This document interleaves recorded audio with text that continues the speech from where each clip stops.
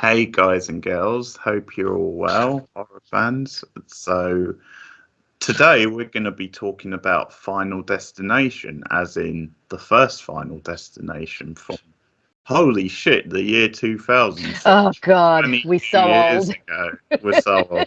Guys, in general, so we've got 5 movies to get through with a sixth on the way, which we still don't have a date for, but we're guessing it's going to be October. I know Rachel has a lot of nostalgia, a lot of affection for this movie. Rice is James Wan, Glenn Morgan, and directed by James Wan.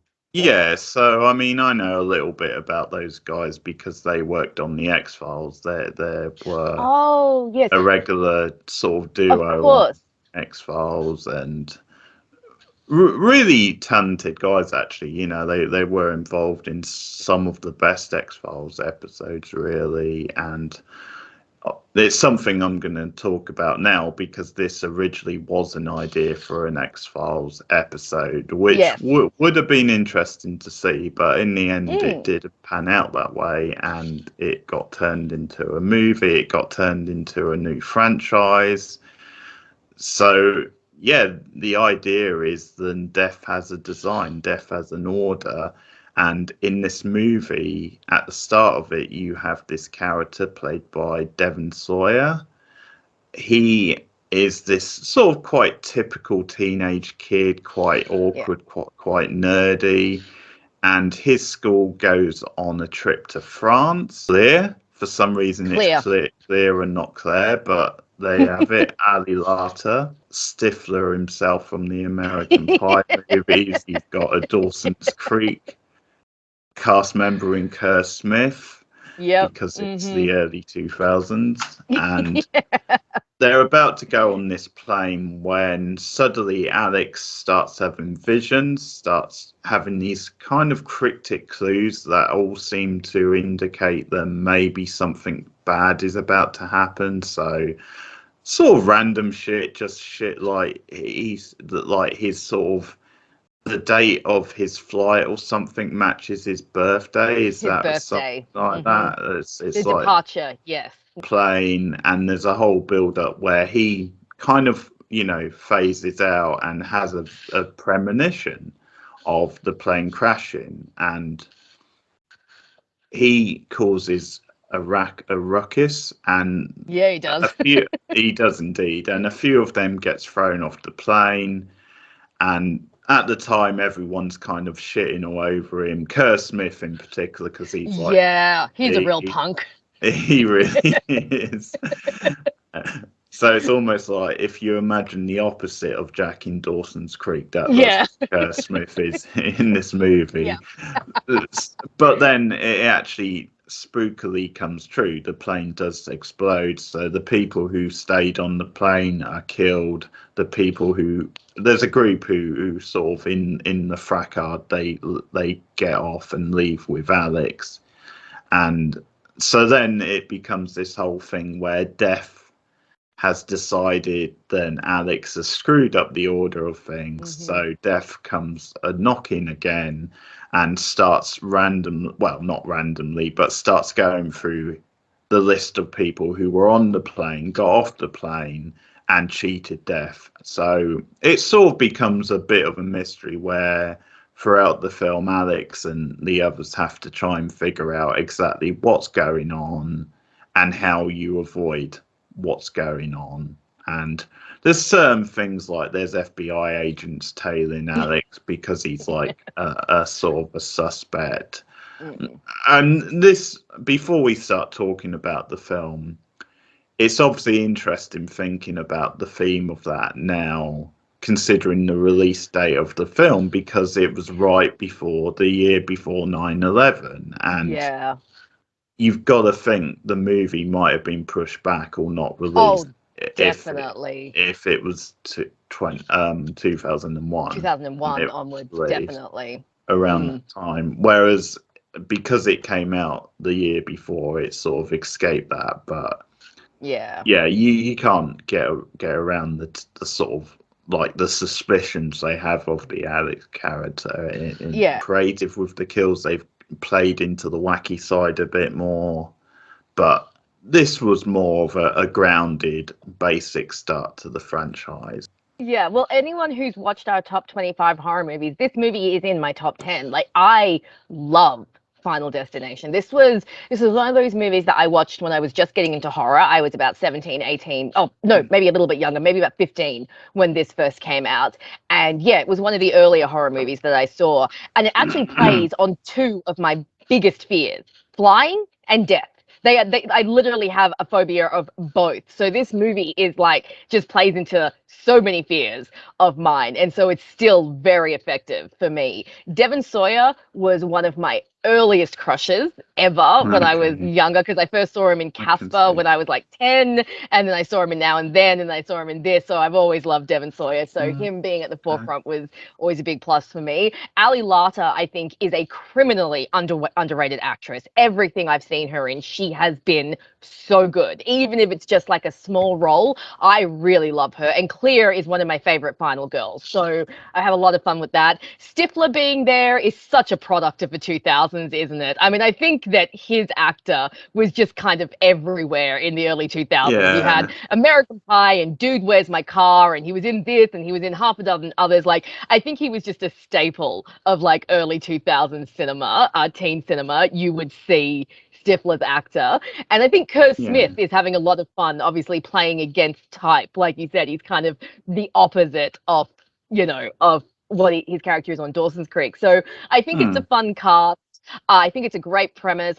I think that the plane crash itself is so well done both times. So first of all, I think that Alex's vision is fantastic. I think just the chaos and the terror that it manages to convey off the plane shaking and falling apart and the students going flying out the windows and the fireball coming to to fry everyone. It's such a horrific scenario to be in. And then when Alex wakes up and starts causing, I would be the same too, dude. If I fell asleep and had that dream, I would be like, get me the fuck off this plane, okay? I don't care if I'm not going to Paris. I would rather be on the ground and alive than be in this fireball. But I also think that the way they do the actual plane crash is so effective. The way you just see the plane from a distance explode and then the windows of the airport just, smash, and everyone's just kind of left going, oh my God,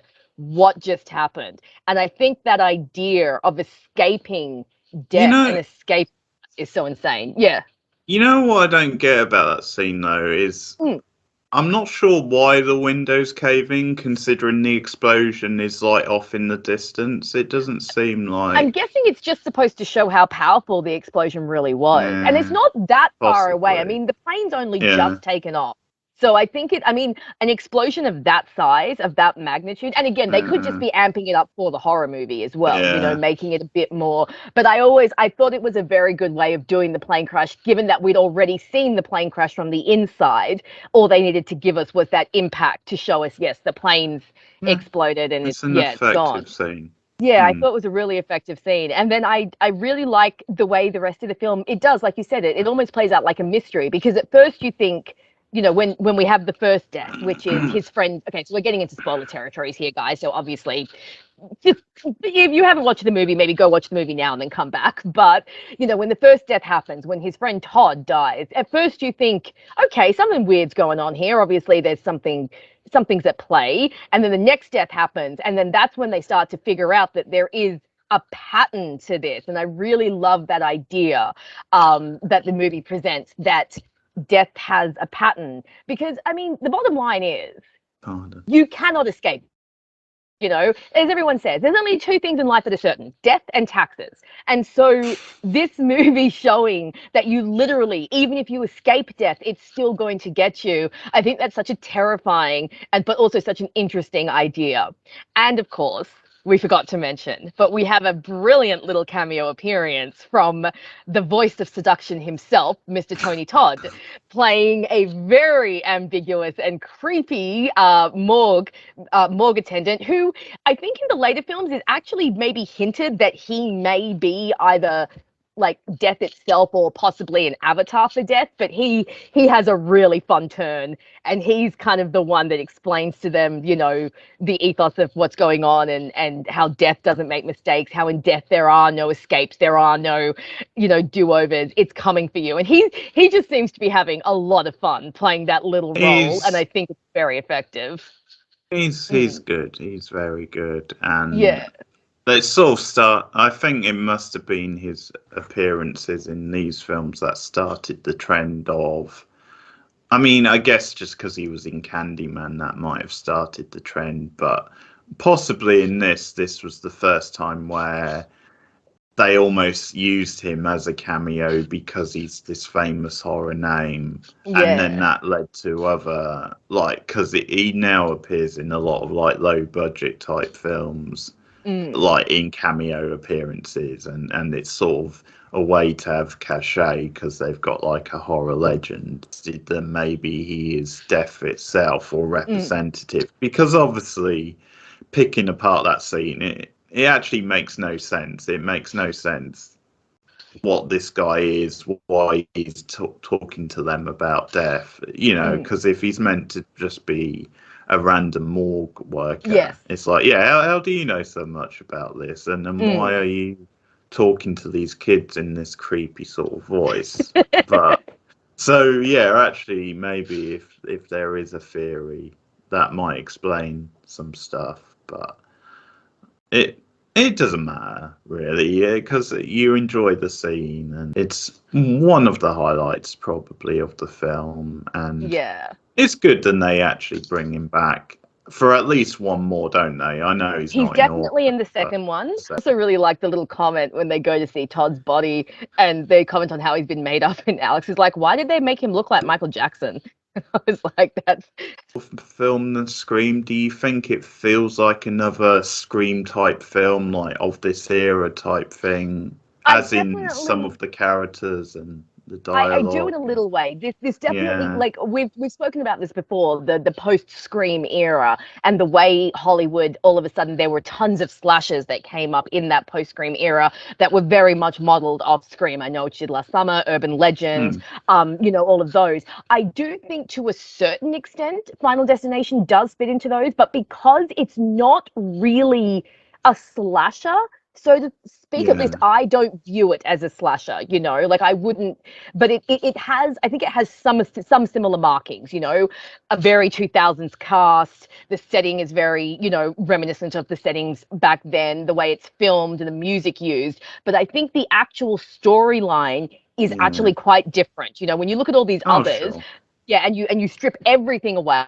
they're a guy with a weapon trying to kill some teenagers. Like Scream, I Know She's Last Summer, Urban Legend, The Rage Carry 2, these are all very similar, but Final Destination has a different type of villain and a different kind of aura. So I do think to a certain extent it does fit into that, and I don't know if it would have been made without Scream. Like, this is one of those movies that I think got greenlit because Scream was so successful and because the slashes that came after Scream was so successful, but I don't think it 100% fits in the post-Scream slasher thing, at least not for me. It's got similar vibes where a lot of the dialogue is being quite, or attempting to be quite sort of postmodern and smart, and I think you've just got similar sort of characters who are being quite sort of, well, very nerdy, but also very sort of like abrasive and stuff, or sort of trying to be like edgy and cool. And because I will say that naturally, although he's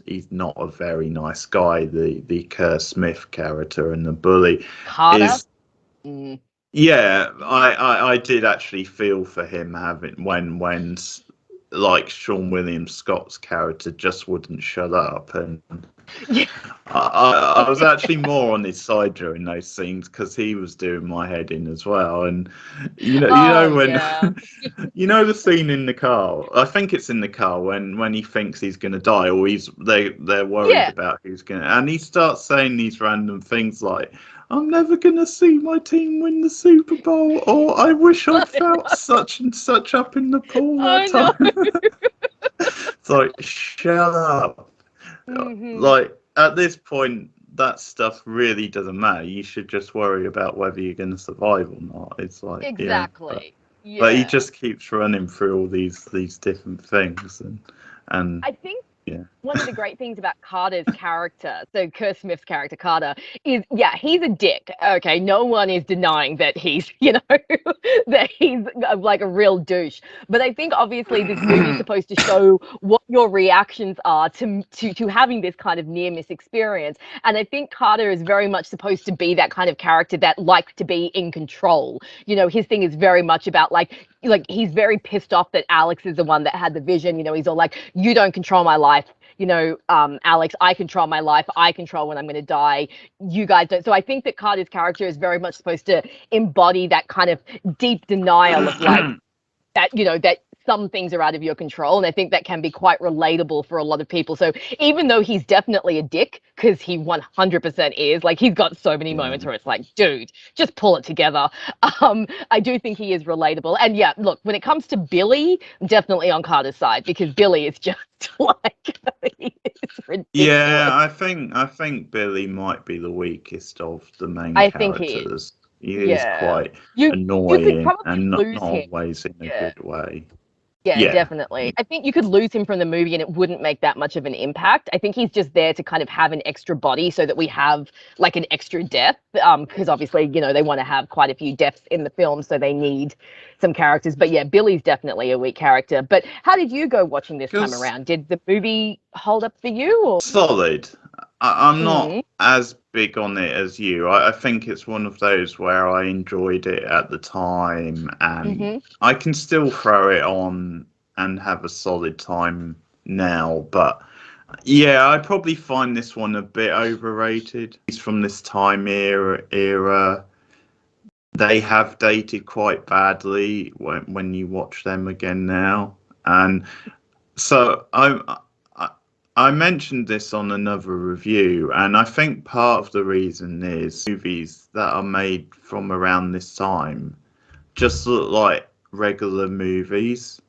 So, like, in a way, this is quite high budget, this movie. I mean, I'm not saying it's a massive budget, but the look of it and the feel of it with the music and the production, it does have that Hollywood sort of sheen. I guess without being too glossy, but it still has considering it's a horror movie and what it is, I think it does have a sheen to it that a lot of horror movies from the past don't have. And I've talked about this before, where I think sometimes if a horror is too pretty to look at and it has a certain budget, I think it actually loses its edge. And well, it's because it's when we were talking about Ginger Snaps, and we both agreed then that being a bit more low key, a bit more low budget, actually benefited from that. So I think that's one of the reasons why I don't know if this holds up as well as like some people in movies or the post-screen movies where the soundtrack is very sort of like indie, like noodly type, and quite a lot of like actors and like characters taking themselves quite seriously, which I don't know if that's a massive problem. I know some people think the later movies are better because they don't take themselves as seriously. Because to some people, that's what this franchise is. The potential of it is then you just have fun with the kills and you just make it as out there as possible. I guess my answer to that is I don't have a problem with them doing it for the first movie, like making it a bit more serious. I think if they did that after that, then you wouldn't really get away with it. But because it's the first movie, I guess, because I mean, when I go back to the first Child's Play, I think they played that reasonably straight. But then, once you get past that movie and the cat's out the bag and stuff, you can't really do that so much. You have to lean a bit more into the sort of like ridiculous of it a bit. And that's a bit what they've done with this after this first movie. But even so, I think there are characters taking themselves a bit too seriously, and the feel of it at times is a little bit dry and sort of self-indulgent.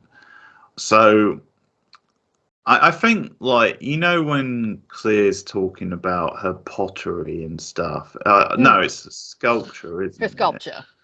Yeah, stuff like that. I just think, who cares? I mean, it's not really what I'm watching this film for, and I think it takes me out of it a bit because I don't really buy that a teenager, someone of that age, would be into, like, really fancy sort of sculptures, and it's just, why is this in a Final Destination movie? They are good for the most part. I agree with you that they sort of feel like a or a B grade type cast in a way. So they're like, if you think about the actors in Scream, or at least the really good ones, like Nev Campbell, Courtney Cox, even Arquette, but it sort of feel like these actors are the next level below them, that they're not on the same sort of level. So I can see what he's saying about Ali Larter being underrated, and I think she's pretty good. I think she's very watchable.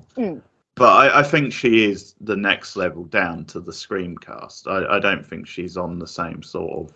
It's almost like, I think Jennifer Love Hewitt, for all the shit we maybe give her for, I Know What You Did Last, she's actually perfectly watchable. But that's what she is. She's a B level actress. She's like, if you think about casting like horror movies from this time, she's kind of on the next sort of level below the best actors in the Scream movies. And I feel what this is. I think Devon Sawyer. Is it Devon Sawyer? Yeah. I think it's technically pronounced Sour, but I always just say Sawyer. Yeah. Maybe I'm thinking of Sawyer out of Lost, but he's solid, and I sort of, in those early scenes, I believe he's a regular teenage boy. He definitely has that sort of feel, and he's solid. That's what I would say. Like, I don't think he's an amazing actor, but not Devon Sawyer. I think he's just solid. But it's good casting. Like, he feels like a realistic sort of nerdy team. And I think it's a solid cast overall. I agree with you about Kurt Smith having fun playing the opposite of Jack. That Todd got killed off, because actually I found him really annoying. Yeah, Todd's annoying. Yeah, I found Todd quite annoying too. Especially when he's all like, let's go take a shit. It's like, what? Who talks like that? Exactly, and it's like that whole thing on the plane. I didn't even get what his strategy was and how he thought it would pay off with them.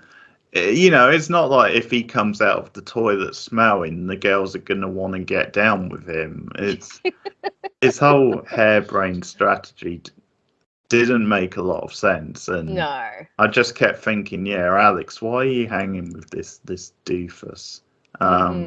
So, he annoyed me. So I was sort of glad when he got killed off. So overall, that's where I am with the movie. I think it's solid. I still enjoy watching it, partly because obviously nostalgia and I grew up on it.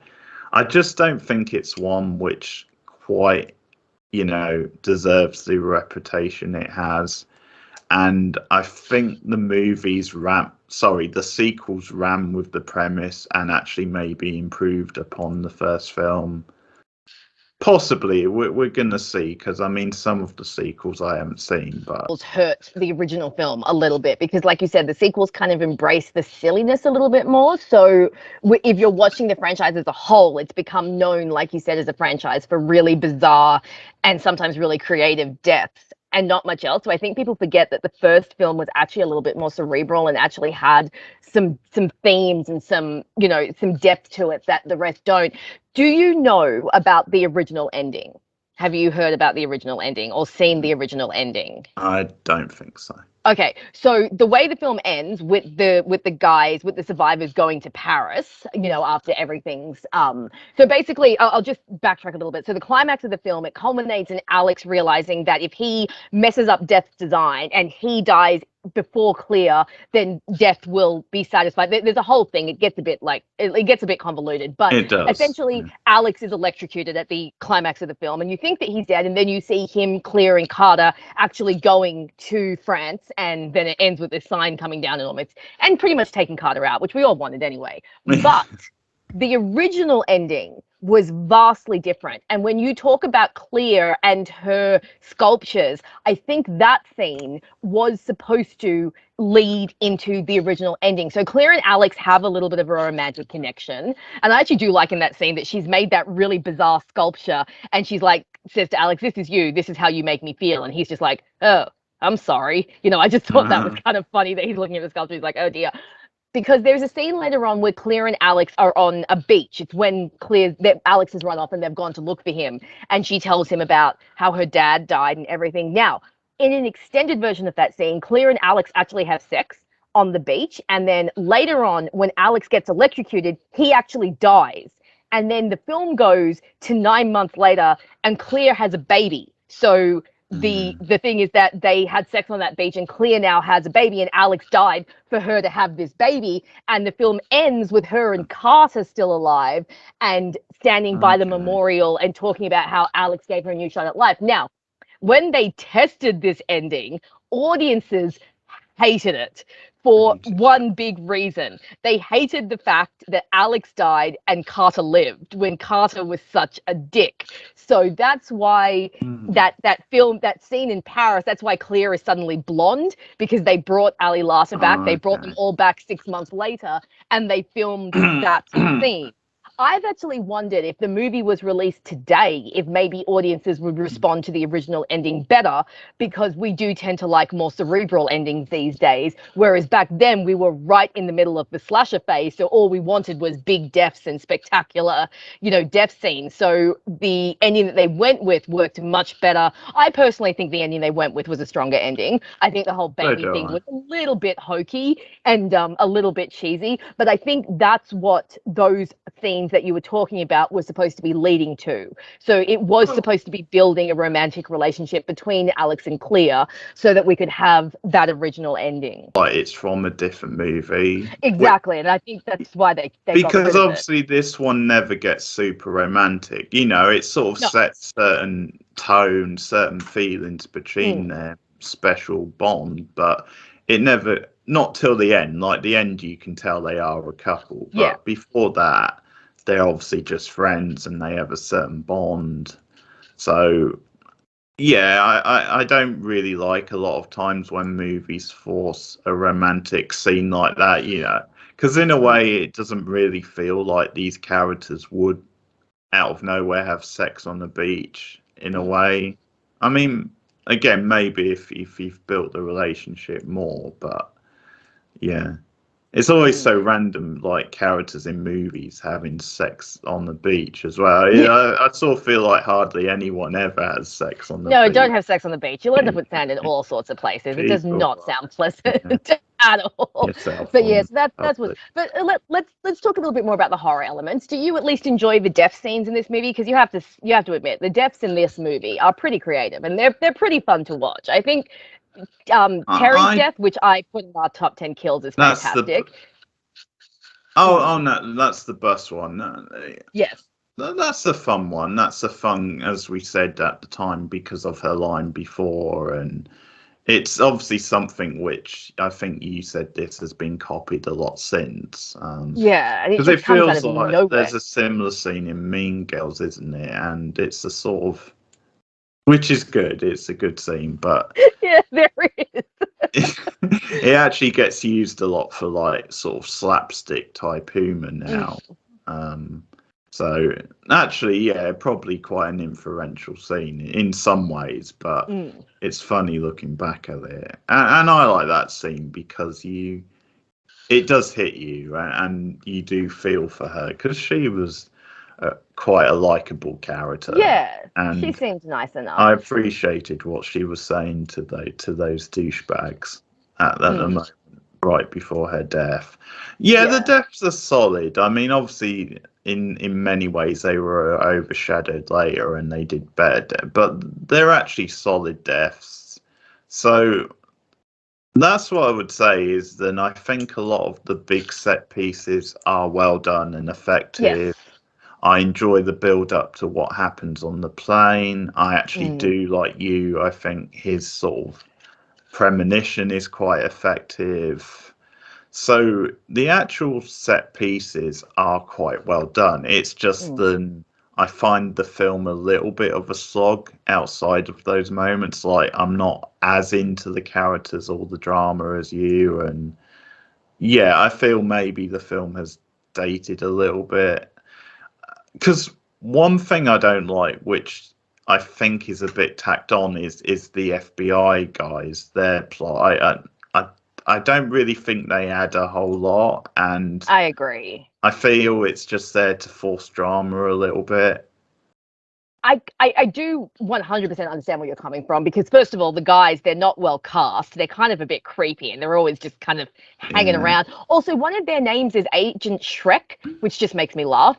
So, So, but I do think that maybe they're there. And again, it's weird because it's a horror film, so we're not really concerned with realism. But if something like this did happen, like 100%, whoever had the premonition would definitely be followed by the FBI or by, some sort of intelligence agency, because you can't just let someone have this kind of premonition and then the plane actually explodes. So I think they are there to show the realistic falling out, but I do agree that they're really nothing characters. Like, even though they're there to show the realism, they don't really add anything to the story, and they're mostly just there to kind of work as plot devices to keep Alex away from certain places at certain times. It's like anytime we need Alex to kind of, not get somewhere, let's just bring the agents in to kind of stall him. So I definitely hear what you're saying with that. I do think they are a low point of the movie and that they could have been integrated better. Pretty much every main character is named after a horror character, like the surname, because it's Billy Hitchcock, for example. And there's a few other examples. Yeah, there are. You're right. It's actually pretty cool. Yeah. So I think that's what I mean partly about it having that sort of Scream era feel, because that obviously became a trend with those movies. The teacher's death. The teacher's death is insane. Oh my God, Death just keeps kicking her ass. It's crazy. Yeah, I mean, that shows you the possibility of the premise of the film and just how cruel it is and how tragic, because like you're assuming it's an accident, but at the same time, because Alex shows up when he does, it's almost like Death is screwing with him by making him look like the person involved. And it's a really violent death as well, but just all these combination of things that are brought together. Yeah, you have the leaking vodka that leaks onto the computer, that explodes, that sends the glass into her neck. Then she falls down on the ground, and then she pulls the knives down, and the knife ends up in her chest. That's like, a real gut punch. At least Terry went out quickly. The bus hit her, and that was it. The poor teacher, Death. It's like Death is just following her around and just kicking her until and then she's about to move house as well. Yeah.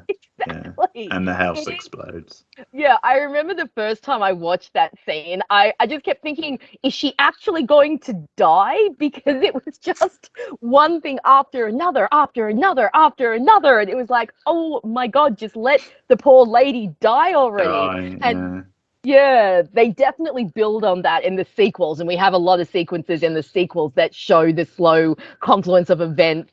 The one that you had in your top 10 kills, the sunbed scene, obviously has a similar kind of build up, and it's very interesting because I do feel like this movie was like one of the first to show, death as an actual entity.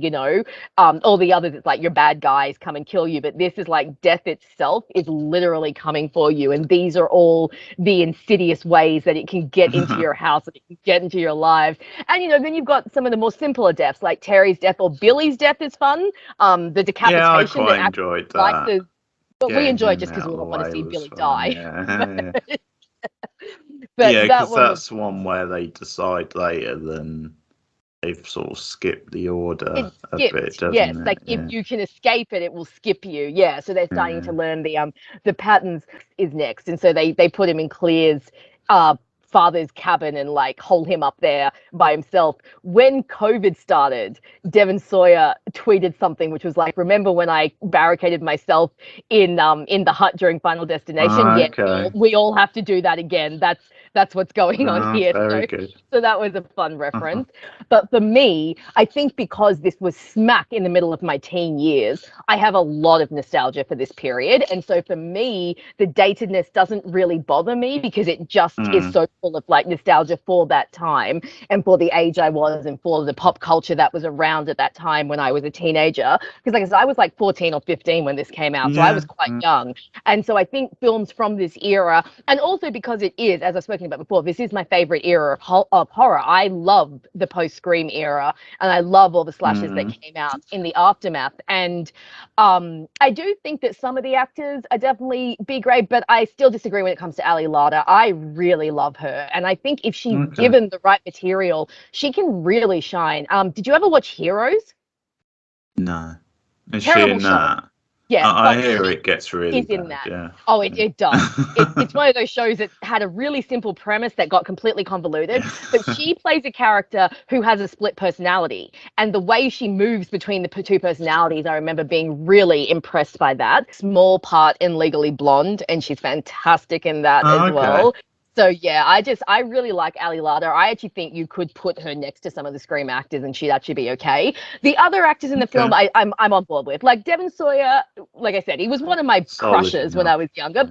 He's not Yeah. anything spectacular. He doesn't make me go, oh my God, give this guy an Oscar. But he's solid enough. Like you, I think he very believably plays a very average kind of teenage guy at the beginning of the movie. Like you said, solid, nothing spectacular. I think Kerr Smith is probably my second favorite just because he is having, so much fun. And Yeah. yeah, so the acting in this, not fantastic. And I think what you said about the budget, like I do understand what you mean. I do understand what you're saying with like a lot of slashes looking quite similar around this time. But I think especially for this movie, you want a higher budget. I mean, imagine the plane crash being done in like the gritty style of Ginger Snaps. Like it's just not going to work for this movie. You need a slightly higher budget to make all everything look as good as it has to look for a movie like this, for the kills to work, for everything to actually feel like it's tactical and happening. Like it's yeah, that's I think at least for this film, the higher budget and the more glossy look does work because of the effects they're having to put on the screen.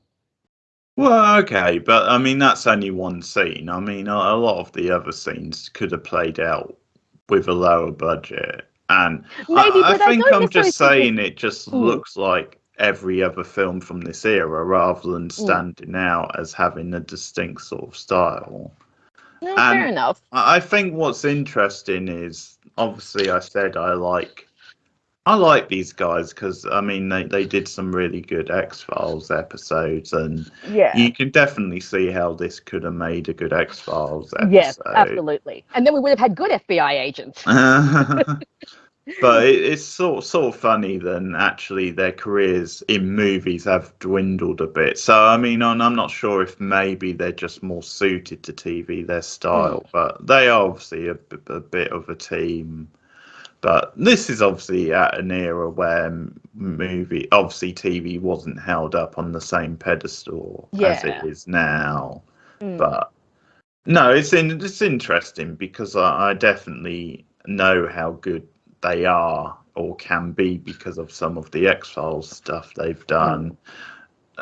One question I had is actually, did you find it a bit frustrating how the teacher was with Alex, like the way she was Oh, treating? definitely. Like 100%. She was so unfair to him. The way she's all Yeah, like, at the funeral, she's all like, get away from me. You scare the hell out of me. It's like, what? He, just because you have unresolved guilt doesn't mean you get to shove it onto a 17-year-old. No, I definitely agree that she was way too harsh. yeah, like they're making her very antagonistic, sort of to Mm, force drama a bit, and Because in a way, it doesn't really make a lot of sense. Because if she doesn't believe in this stuff anyway, which is what she claims, I think, then it actually doesn't make sense. Then she would believe then Alex is this kid with spooky powers who is like making this Yeah. stuff.